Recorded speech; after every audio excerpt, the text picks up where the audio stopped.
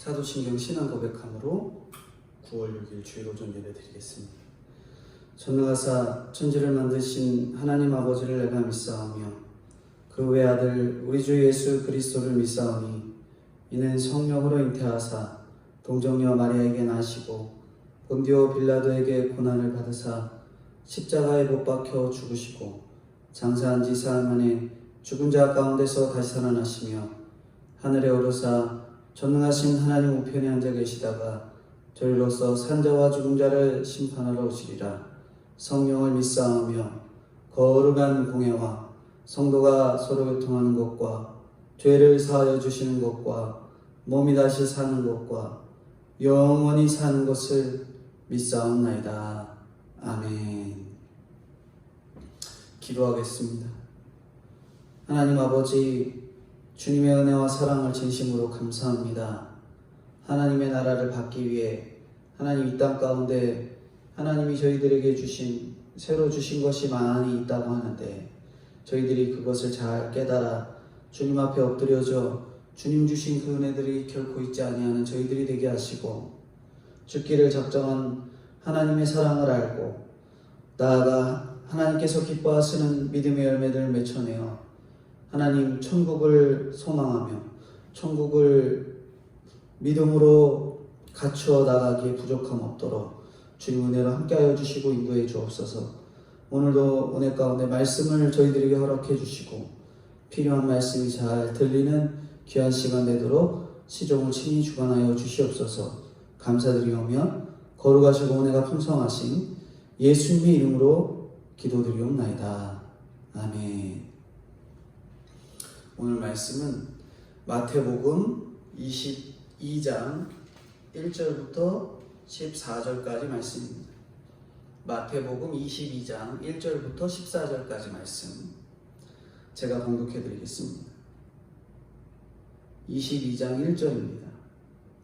예수께서 다시 비유로 말씀하여 대답하여 이르시되 천국은 마치 자기 아들을 위하여 혼인잔치를 베푼 어떤 임금과 같으니 그 종들을 보내어 그 청한 사람들을 혼인잔치에 오라 하였더니 오기를 싫어하거늘 다시 다른 종들을 보내어 이르되 청한 사람들에게 이르기를 내가 오찬을 준비하되 나의 소와 살찐 짐승을 잡고 모든 것을 갖추었으니 혼인잔치에 오소서 하라 하였더니 그들이 돌아보지도 않고 한 사람은 자기 밭으로 한 사람은 자기 사업을 하러 가고 그 남은 자들은 종들을 잡아 모욕하고 죽이니 임금이 노하여 군대를 보내어 그 살인한 자들을 진멸하고 그 동네를 불사르고 이에 종들에게 이르되 혼인잔치는 준비되었으나 청한 사람들은 합당하지 아니하니 내 거리 길에 가서 사람을 만나는 대로 혼인잔치에 청하여 오라 한대 종들이 길에 나가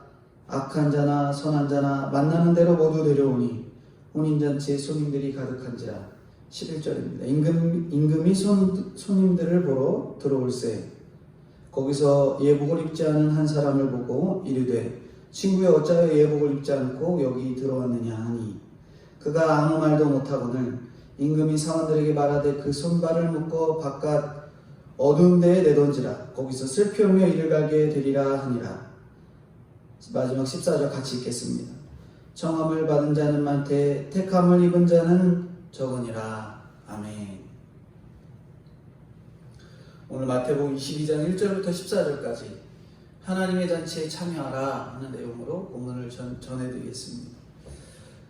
말씀을 통해서 하나님 나라에 초청을 받았지만 아예 안 오는 사람도 있고 왔지만 안 들리는 사람도 있고 힘들지만 이 하나님의 잔치를 누리는 사람들도 있습니다. 저나 성도님들 모두 하나님께서 택한 백성이 되길 바라시는데 그러려면 주님께서 베푸신 잔치에 들어가야 되는 것이지요. 혼인잔치가 내가 들어갈 잔치가 되어야 하는 것입니다.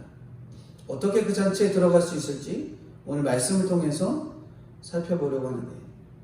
첫 번째로 1절부터 3절입니다. 1절부터 3절 다시 한번 제가 읽어드리겠습니다. 예수께서 다시 비유로 대답하여 이르시되 천국은 마치 자기 아들을 위하여 혼인잔치를 베푼 어떤 임금과 같으니 그 종들을 보내어 그 청한 사람들을 혼인잔치에 오라 하였더니 오기 싫어하거늘. 첫 번째로 말씀하는 이 하나님의 잔치에 참여하기 위해서는 이 하나님의 의도를 알아야 하나님의 잔치에 참여할 수 있습니다. 하나님이 부르는 의도, 잔치하려는 의도, 나를 부르는 의도, 정확한 의도를 알아야 하나님의 잔치에 참여할 수 있는 거죠. 종들이 초청한 사람은 이스라엘에 믿는 사람들입니다. 근데 임금이 잔치를 베풀고 초청하지만 모두 거절하고 있습니다. 자기 자리에서 성실해서 못 온 게 아니라 하나님이 어떤 분인지 몰라서 안 간 거죠. 몰라서 안 간 겁니다. 요셉을 생각해도 요셉이 형들을 초청해서 잔치를 베풀었지만 동생 요셉이 애굽의 총리인 줄 몰라서 형들은 기뻐하지 못한 거예요. 총리가 내 동생이구나, 그걸 모르는 거죠. 하나님이 누구신지 모르는 그 죄가 가장 큰 죄입니다. 그러니까 청함을 해도 응하지 못하고 있는 거예요. 하나님이 누구신지 몰라서 내 자녀가 오지도 않는 거고요. 내 부모가 오지도 않는 거고, 내 이웃이, 내 친구가 오지 않는 겁니다. 대제사장과 백성의 장로들이 무슨 권세로 이런 일을 하느냐고 물어봤잖아요. 예수님은 두 아들의 비유와 포도원의 비유를 말씀하시고 오늘 세 번째로 혼인잔치의 비유를 말씀하십니다. 앞의 비유가 내가 성도로 불렀으니 너는 성도로서의 책임을 다해라, 책임을 말했다면, 오늘 세 번째로는 하나님의 성도로 부른 성도들의 특권을 말하고 있습니다. 책임이 있다는 것을 지난번에 강조했다면 이번에는 하나님이 부른 특권이 있음을 깨달으는 거예요. 그들이 예수님을 죽였어도 안 망했고 망하지 않으니 기득권자가 되었습니다. 나라는 영토, 주권, 백성이 있어야 되잖아요. 그리고 그 영토와 주권과 백성이 있어야 통치가 가능하죠. 그런데 하나님 나라는 무엇인가? 하나님 나라는 하나님이 통치, 하나님의 절대적인 주권이 있는 곳입니다. 마음을 다하고 뜻을 다하고 목숨을 다해서 하나님을 사랑하고 이웃을 사랑하는 것이 하나님과 인격적으로 만난 사람들, 그 사람들은 또 하나님을 사랑하게 되고 그러면 이웃을 사랑하게 되는 것입니다. 사랑은 억지로 하는 게 아니에요. 이스라엘을 출애굽시키고 구원해 주시고 이렇게 사랑하셨는데 이스라엘은 하나님 외에 왕을 섬기고 우상을 섬기고 영육간의 간음을 행했죠. 구약의 선지자 중에 호세아가 있습니다. 호세아는 그의 아내와 자녀들을 통해서 이스라엘 상황을 설명하는, 어쩌면 하나님의 일꾼으로서 이스라엘의 처지를 그대로 보여주는 호세아 선지자죠. 호세아 아내 고멜은 간음의 정도가 어느 정도냐면 창기보다 더 심했다. 왜냐? 임신한 채로 집을 나갔어요. 호세아의 자녀인 로암미와 로루아마는 내 백성이 아니다, 내 사랑받는 자가 아니다, 그런 뜻을 가지고 있는 거예요. 이렇게 도무지 사랑하기 힘든 가족, 그 사랑하기 힘든 가족과 같은 이스라엘을 향해서 하나님은 뭐라고 하냐? 너 절로 가가 아니라 돌아와라, 끝까지 돌아와라 하시는 거죠. 자녀든 남편이든 아내든 누가 속을 썩인다면 그것으로 다른 사람을 돌아오게 하는 사명이 있음, 그와 같은 사람들을 돌아오게 하는 사명이 있음을 우리가 깨달아야 됩니다. 자녀가 교회 다니지 않고 남편이, 아내가, 부모가 교회를 다니지 않는다면 그들을 돌아오게 하는 사명이 오늘 저희들에게 있어요. 호세아 2장 19절에 가보면 제가 봉독해 드립니다. 내가 네게 장사들어 영원히 살되 공의와 정의와 은총과 긍휼이 여김으로 네게 장사된다. 우상을 섬기고 하나님을 떠났어도 장가들며 살겠다고 하십니다. 영원히 나를 신부로 삼아주시고 함께 하실 예수님을 보내주신다라는 뜻이에요. 우리가 어떤 상황에서도 내가 주님의 신부로 부른다면 모든 문제가 해결된다는 것을 오늘 이 혼인잔치의 비유로 말씀해 주는 것이에요. 주님은 반드시 말씀을 이루시는 분이지요. 하나님이 나에게 장가든다는 것은 내가 인격적으로 주님을 만난다라는 거예요. 인격적으로 주님을 만난다. 주님은 혼인잔치를 통해서 의와 희락과 화평으로 초대하십니다. 우리는 어떻게 청함을 받습니까? 눈물을 흘리며 나를 위한 기도를 해주시는 분들에 의해서인가요? 아니면 성도님들이 직접 그들 위해서 기도를 청하고 계시진 않습니까? 하나님이 나를 구원하시려는 그 의도를 잘 파악해서 어떤 사건이나 사고, 좋은 일들이 일어나도 주님이 하시려는 일들을 먼저 파악해내시는 저와 성도님들이 되어야 될 것입니다. 지금은 코로나의 시대에서 원망이 아니라 주님이 구원을 위해서 하시는 일이 무엇일까 살펴봄으로 원망과 불평과 왜 세상은 이러한 힘든 과정이 있는가 라는 것이 아니라 구원을 위한 하나님의 계획이 무엇일까 믿음으로 고민하시고 기도하시고 하나님의 뜻을 깨달아 가시는 저 성도님들이 되어야 되겠습니다.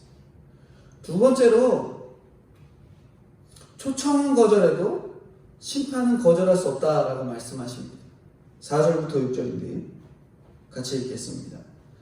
다시 다른 종들을 보내어 이르되 청한 사람들에게 이르기를 내가 오찬을 준비하되 나의 소와 살찐 짐승을 잡고 모든 것을 갖추었으니 혼인잔치에 오소서 하라 했더니 그들이 돌아보지도 않고 한 사람은 자기 밭으로 한 사람은 자기 사업을 하러 가고 그 남은 자들은 종들을 잡아 모욕하고 죽이니.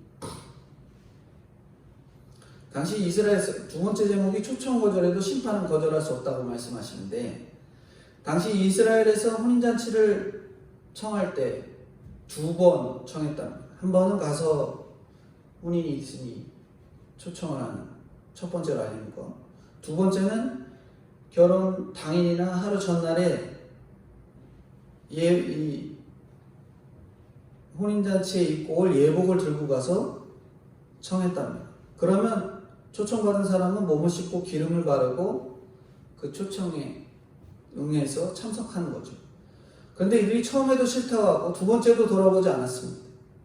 돌아보지 않았다는 것은 뭐 때문에 그랬다 그래요? 자기 밭과 자기 상업 때문에 그렇다 그러죠. 하나님께서 포도원을 새로 주셨는데 오랫동안 주인이 나타나지 않으니까 그 포도밭을 누구 걸로 착각했다 그랬어요? 내 것으로 착각한 것입니다. 그렇게 내 죄를 짓고도 별일이 없으니까 불법적인 탈세를 해도 별일이 없으니까 그것이 완전히 누구께 되는 거예요? 자기 것이 되는 거죠. 자기 것. 그리고 자기 사업이 잘 되고 상업이 잘 되고 직장이 목적이 되고 결국 자기 것이 된 거예요. 전역적으로 자기중심적이고 현실적인 것만 추구하고 일시적인 만족으로 끝날 사랑 때문에 슬피 울며 일을 가는 거죠. 바로 너무 잘 믿는다고 여긴 대제사장이나 서기관들의 모습. 그렇습니다. 하나님의 것으로 특권층이 되어서 진짜 돌봐야 할 천국잔치에는 관심이 없고 주인이 내놓으라는 종들만 잡아 죽이는 것이지요. 천국잔치에 관심이 없는 사람이 부활이 없다고 주장한 사두개인이라면 종들을 잡아 죽인 사람은 성경 박사들입니다. 자기 밭이 있고 사업을 하는 자들이 주인의 종들을 죽이기로 마음먹었는데 이들에게 가서 주인의 것을 요구하는 종, 즉 죽기를 선택하고 가는 종이 있습니다. 두 종이 있죠. 내 것으로 여기는 종과 주인이 시키는 명령에 죽음이 앞에 있지만 그래도 그렇게 가는 쪽이 있다는 거예요. 우리는 죽이는 사람이 되는지 아니면 죽는 사람이 되려는지 생각해 보셔야 돼요. 우리가 주님을 믿고 성도로 부름받았을 때 이미 죽기로 작정했는데 그렇지 못해서 늘 주님 앞에 죄송할 뿐이지요. 죽을 일만 오면 고개가 빳빳해져서 왜 내가 죽어야 돼? 왜 날 죽여야 돼? 내가 왜 이 상황을 견뎌야 돼? 그래서 견뎌내지 못하는 겁니다. 어느 학원에서 이런 설명할 때 학부모들에게 명문 고등학교에 가려면 서둘러서 이 강남으로 주소지를 옮겨 놓으라는 거예요. 이 말을 들었던 어떤 집사님이 우리는 그리스도인이기 때문에 그런 일을 하지 않겠습니다 라고 했다는 거예요. 이런 선택, 그러니까 성도로서 자기의 이득을 위한 불법적인 선택을 하는 것이 아니라 신앙을 지키기 위해 사소한 것, 그리고 한 가지 한 가지 하나님의 성도로서의 습관을 쌓고 나아가게 되면은 그것이 신앙의 능력이 되는 것입니다. 주일 하루하루 빠져나가지 않고 1년 1년 한 번도 빠짐없이 지켜내는 것, 그것을 쌓고 또 쌓으면 그게 바로 나의 신앙의 능력이 되는 거예요.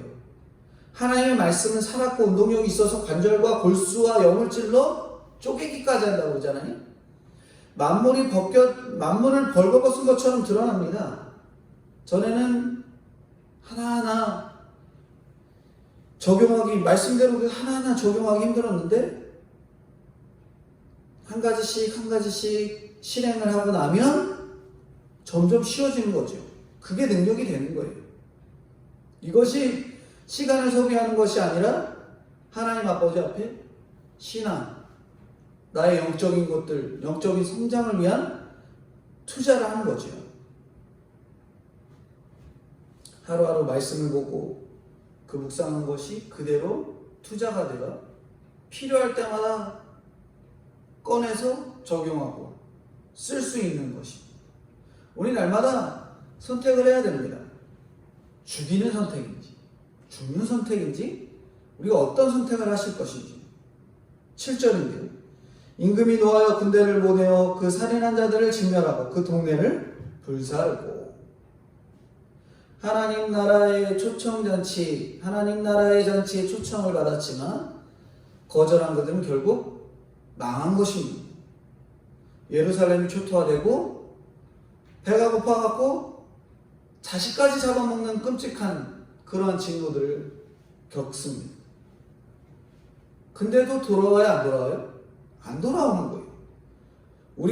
우리 가운데서도 진멸을 당하고 동네를 불살라도 안 돌아오는 사람이 있습니다. 자신의 자유의지로 초청을 거부할 수 있어도 그 결과인 심판은 거부할 수 없는 거죠. 참회록을 쓴 성 어거스틴, 그가 설교를 하면서 내가 과연 하나님을 사랑하는가 그런 테스트를 해보랬대요. 이 말씀을 들을 때 어떤 생각이 드시는지 생각해 보시겠어요? 내가 원하는 것 무엇이든지, 내가 원하는 것 무엇이든지 다 주겠다. 세상 전부라도 다 주겠다. 내게 불가능한 것이 없고 네가 죄될 것이 없고 금지된 것도 없다. 너는 죽지도 고통받지도 않는다. 내가 원하지 않는 어떤 것도 갖지 않을 수 없으며 원하는 것을 항상 갖게 된다. 그리고 마지막에 한 가지만 빼고, 그게 뭐냐면 너는 나의 얼굴을 평생 보지 못할 것이다. 이런 말로 이 어거스틴 질문을 하거든요. 우리는 이 질문에 어떤 생각이 드십니까? 내가 다 먹고 잘 살자. 주님 안 보면 어때? 그게 아니라 내가 이 세상에서 누리는 것으로 인해 주님을 보지 못한다면 정말 얼마나 두려운 일이 되는 것인가. 두렵다라는 생각이 되는 것은 이미 우리 안에 하나님을 향한 사랑이 있기 때문에 그렇습니다. 주님을 못 보면 어떨까? 마치 어린아이가 너 부모님 너 엄마 아빠 못 보면 어쩔래? 너 혼자 자야 돼. 그러면 아이가 벌벌 떨면서 부모의 말을 듣는 것처럼 오늘 우리에게 주님을 보면 못 보는 것이 가장 큰 안타까움, 가장 큰 슬픔인데 그 슬픔을 뒤로한 채 이 세상의 즐거움, 세상에서 얻을 것, 그것들만 추구하고 걸어가다가는 하나님의 사랑을 온전히 깨닫지 못하는 것입니다. 주님의 초청을 거부해도 심판은 거부할 수 없음을 깨닫고 주님의 초청이 조금이라도 민감하게 반응이 될 줄 아는 저희가 되어야 됩니다. 말씀이든 사건이든 사고든 오히려 거꾸로 좋은 일이든 모든 상황에서 민감하게 반응해서 주님을 느끼고 주님이 하라는 신호에 주님의 말씀에 반응할 줄 아는 저희가 되어야 됩니다. 그동안 우리가 얼마나 민감하지 않았는지 근간의 뉴스와 사고와 사건들을 통해 깨닫게 됩니다. 성도로 불렀지만 말씀으로 채워주셨지만 우리가 민감하게 반응하지 못하고 행동 하나하나 적용해내지 못하니 하나님이 우리를 끊임없이 성도로 불러주시는 사건과 사고를 허락해 주세요. 그 가운데서 우리는 이 사건, 사고가 주님을 믿지 않는 자들에 대한 심판이야. 이렇게 해서 해석해서는 안 되고요. 오로지 나의 구원을 위한 해석으로 살펴보셔야 돼요. 그러면 어느 순간 내가 엎드려서 기도하지 못했고 내가 하나님 앞에 철저히 서지 못했고 주님을 갈급하지 못했던 이 현실로 인해 얼마나 큰 사건과 사고들이 오고 있는지 눈물로 회개하는 성도님들이 될 수 있는 것이죠. 세 번째로는 청함에 응할 사람을 찾아다니다 말씀하십니다. 8절인데요. 이에 종들에게 이르되 혼인잔치는 준비되었으나 청한 사람들은 합당하지 아니하니 초청해서 전도했는데 하나님께서는 합당하지 않을 수 있습니다. 제자들도 아직 성령을 받지 못해서 누구를 초청해야 할지 청해야 할지 몰라서 자기 밭에 있고 상업으로 바쁜 사람들을 청한 거예요. 있는 사람은 청하는 사람을 무시하고 없는 사람은 있는 사람만 쫓아다니면서 무시를 또 당하죠. 전도한다면서 가진 자, 있는 자들을 찾아다니다 보니까 무시를 당하는 거예요. 시간 낭비, 감정 낭비, 그거밖에 되는 거 없어요. 전도한 사람들이 한 명도 교회에 등록하지 않을 수 있는 거거든요. 그런데 전하지 않아도 제발로 오는 사람들이 있습니다. 어떤 사람들이 올까요? 인생이 힘들어서 찾아온 거죠. 자기 밭, 자기 사업이 있는 사람만 찾아다니면서 전도하는 것은 시간 낭비일 때가 많습니다. 그런데 학벌이나 지식이나 재산이나 사업 때문에 듣지 않는 사람이 우리가 남이라면 나 몰라 전도 몇 번 하다가 말고 올 수 있겠지만 그러한 사람들이 내 배우자이고 내 자녀라면 우리가 돌아올 때까지 기다리는 수밖에 없어요. 기도하면서 엎드려주고 내 죄만 보고 엎드려질 수밖에 없는 거죠. 그들은 돌아보지 않을 뿐더러 능욕당하고 죽이려고 달려듭니다. 내 가족이 죽이려고 달려들 수도 있어요. 그렇다라고 또 그들을 위해서 눈물로 기도해야 됩니다.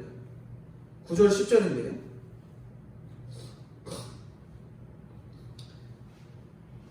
내 거리 길에 가서 사람을 만나는 대로 혼인잔치에 청하러 오라는데 종들이 길에 나가 악한 자나 선한 자나 만나는 대로 모두 데려오니 혼인잔치에 손님들이 가득한지라. 슬픔의 거리, 사업 부도의 사거리, 질병의 사거리, 오갈 데 없는 사거리에 가면은 청할 사람들이 많아요. 누가복음은 그들을 뭐라고 말해요? 가난한 자, 몸 불편한 자, 맹인, 저는 자들이라고 말하죠. 한 번만 오면 천국의 산의 진미를 다 준다고 해도 자기 밭이 있고 상업을 하는 사람들은 절대로 오지 않습니다. 하나님이 새로 주신 것이기에 내 것이 아닌데도 돌아보지도 않고 죽이도록 미워하는 거예요. 복음이 단 1세기 만에 전 세계로 퍼져나갑니다. 그 비결은 관계예요, 관계. 신약에서는 관계의 모임을 일컫는 말이 뭐였냐면 그리스어로 오이코스라고 하는데, 오이코스는 기본적인 가정이나 식구들을 뜻하는 단어이거든요. 사람들이 사는 집과 교회가 만나는 집이라는 이 물질적인 개념뿐만 아니라 신자들 모두가 하나님의 식구라는 추상적인 개념까지 포함되는 거죠.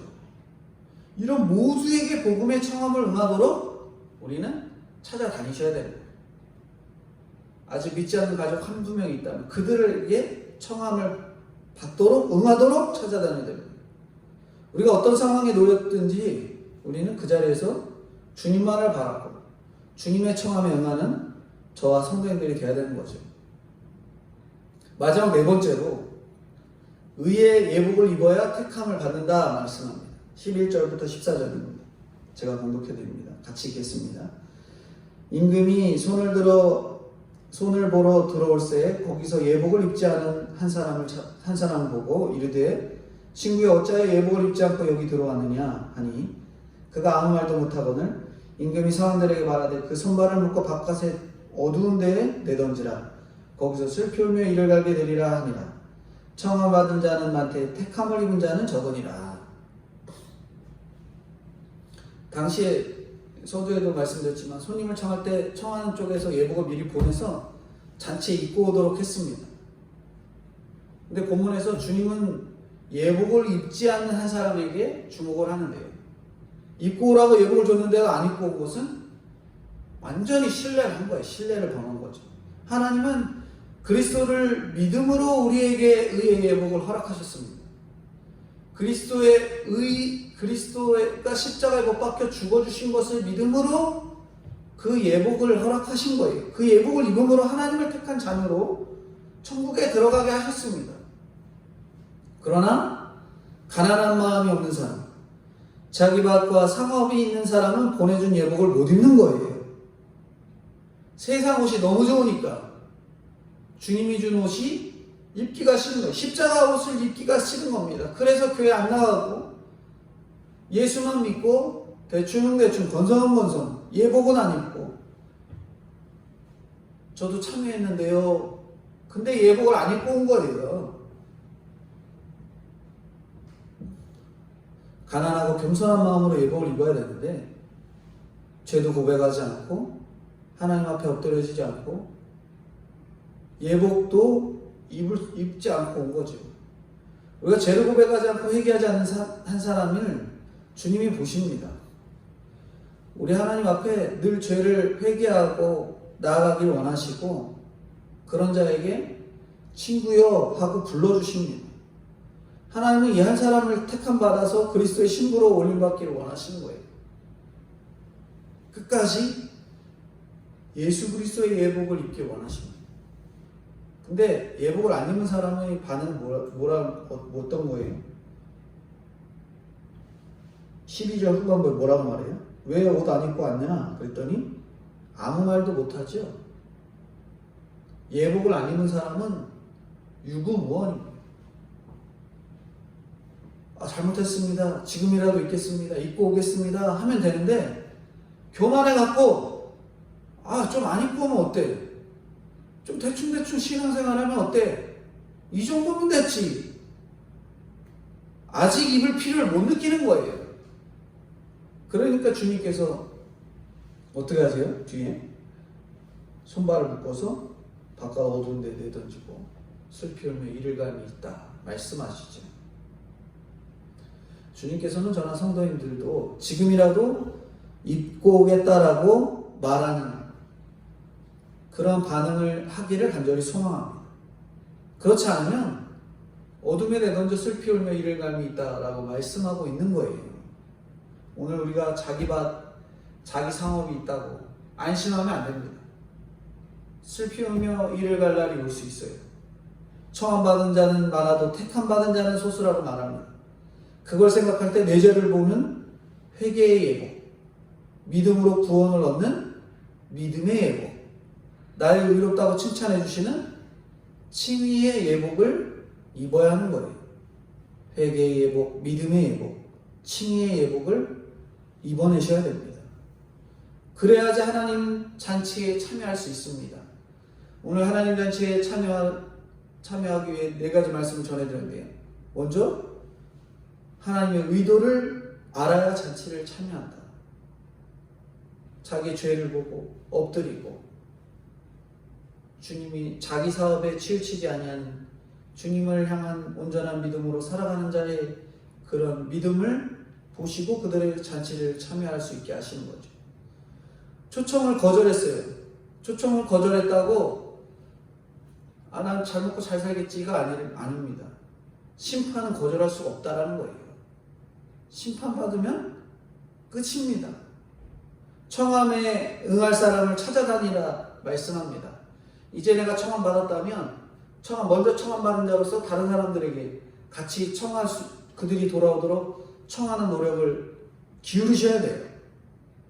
그리고 청함 받은 그 잔치에 의의 예복을, 칭의의 예복을, 회개의 예복을, 믿음의 예복을 입고 가야 참석할 수 있습니다. 그냥 나 몰라라 대충 신앙생활 하다가는 그런 예복 준비하지 못하고 오늘 본문에 나온 대로 잔치에 갔지만 아무것도 안 입고 와서 손발에 묶여서 바깥 어두운 데 던져 슬피 울며 이를 가는 그러한 상황에 처하지 않도록 준비되고 철저히 준비되시는 저희들이 다 되어야 될 것입니다. 하나님의 의도를 알고 주님의 초청을 믿음으로 받아 복음을 끝까지 전하고 의의 예복을 입어 하나님의 잔치를 기쁨으로 참여하시는 저와 성도님들이 되어야 될 것들을 말씀해주고 있습니다. 기도하겠습니다. 이 부족한 저희를 주님의 천국 잔치에 불러주시니 감사합니다. 늘 주님을 떠나려고 내 멋대로 살려는 저희지만 붙들어서 주님의 성도로 불러주시니 감사합니다. 아무 조건 없이 주님을 믿으면 주님이 나를 사랑하고 인내한다고 하십니다. 나를 안타깝게 청하시는데 제가 그 청함을 받아들이는 자가 되도록 주여 인도하시고 붙들어 주옵소서. 전에는 주님이 나의 기업이고 전부였지만 주님이 주신 것이 많아서 밭과 상업이 생깁니다. 그러니 힘들고 어려운 사람을 돌보지 못하고 내 땅과 내 상황만 보이는 저희입니다. 이것을 합리화하려고 주님이 보내신 종을 능욕하고 서슴없이 죽이는 저임을 회개하는 마음을 불러주시고 인도하여 주옵소서. 믿음은 나중에 가지면 된다고 말하는 그들의 입술이 아닌 내 입술이 아닌 회개의 입술로 당장이라도 주님의 부름에 응할 수 있는 저와 성도님들 될 수 있도록 은혜로 함께하여 주시옵소서. 아직도 회개하지 못하고 회개의 예복, 믿음의 예복, 칭의의 예복을 입지 못하는 부끄러움이 있지만 마음의 찔림과 돌이킬 마음을 주님께서 말씀을 통해 주시니 감사합니다. 믿음의 고백을 할 때 청함 받는 자의 반열에 들어갈 수 있도록 주님 은혜로 함께하여 주시고 인도해 주옵소서. 코로나로 인해 오늘 성도에게 회개의 시간이 되게 하시고 엎드려지게 하시니 감사합니다. 이 시간 저희들은 그냥 무릎 꿇고 회개하며 내 죄만 보고 가는 저와 성도님들 되게 하시고 백신이 빨리 개발되어 지금 여러 문제가 해결되게 하시고 차별금지법과 낙태허용법이 통과되지 않도록 주여 인도하옵소서. 예수 그리스도의 이름 받들어 기도드리옵나이다. 아멘. 광고 말씀드립니다. 정부의 거리두기 방침이 계속 지속되고 있는 관계로 계속 영상 예배가 드려지고 있습니다. 한 주간의 동태를 또 살펴보고 대면 예배가 진행될지 그러지 못할지 상황을 보고 또 광고로 전해드릴 테니 꼭 기다리시고 빨리 기도하시면서 이 과정들이 해결되고 백신 또한 빨리 개발되도록 그렇게 열심히 기도하심으로 대면 예배가 이루어질 수 있도록 힘쓰시는 저와 성도님들이 되어야 되겠습니다.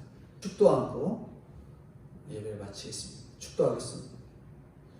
지금은 우리 주 예수 그리스도의 은혜와 아버지 하나님의 무한하신 사랑하심과 성령님의 교통 감화 인도하심이 날마다 주님을 쫓고 주님의 천국잔치에 믿음으로 민감하게 반응하여 내 것을 돌아보는 것이 아닌 오로지 주님을 향해 주님을 바라보며 믿음으로 엎드러지게 부족함 없는 저와 동심교회 성도님들의 머리 위에 영원토록 함께 있을지어다. 아멘.